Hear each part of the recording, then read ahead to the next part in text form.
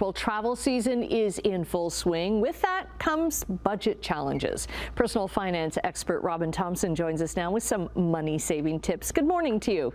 Good morning. How are you? I'm doing well, thank you. Great. Got a little bit of sunshine coming for the weather today, right? Trying to talk about summer travel. Yes, it looks very good.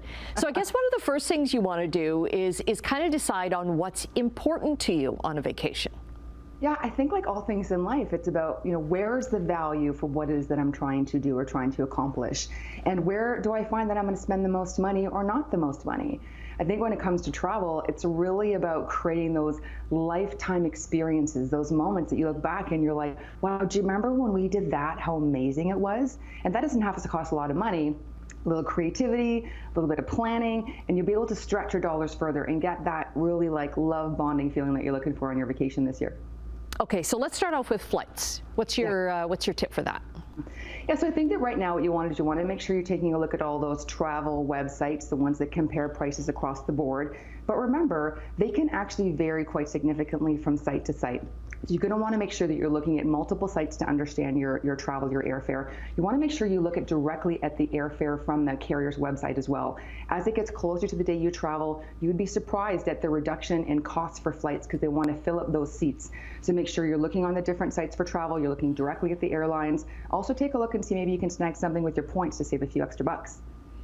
And also if it's a direct flight or not, because you could be saving money, but are you saving time? And maybe one is more important than the other. I know, and also sanity too, right? Like, the people that get up at 3 a.m. to catch the 4 flights to get to their final destination. I would think that's sleeping in, but. You probably would, for sure. But if you're traveling and you want to save money, taking early connecting flights is a great way to do that. But on the other hand, if you have an extra bit of money in your budget and you'd rather spend on direct flights and spend less maybe on those hotel rooms, then you just have to find where you're finding that value, because you're going to save places or money in places where maybe you don't have that extra oomph to want to spend it. But I love the big king size bed and the big white sheet. So maybe I'll have some burgers and tacos and not go for fine dining so I can fly direct, so I don't have to get up really early and do that. And when you're talking about hotel rooms too, like maybe you're the type of person that doesn't spend a lot of time in a hotel room. You'd rather be out sightseeing. So maybe that's where you kind of maybe go for more of a tour, but not so much on your room. Exactly. So it's about the experience. There's actually this hotel in California. It's not the most expensive hotel by a wide margin. But in this hotel, it's actually an old apartment building converted into a hotel. And they have a red telephone like attached to the wall.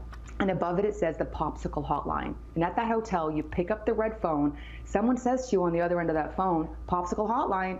And the next minute, a man or a woman comes out, a server in white gloves with a silver tray, and gives you the popsicle of your choice for free.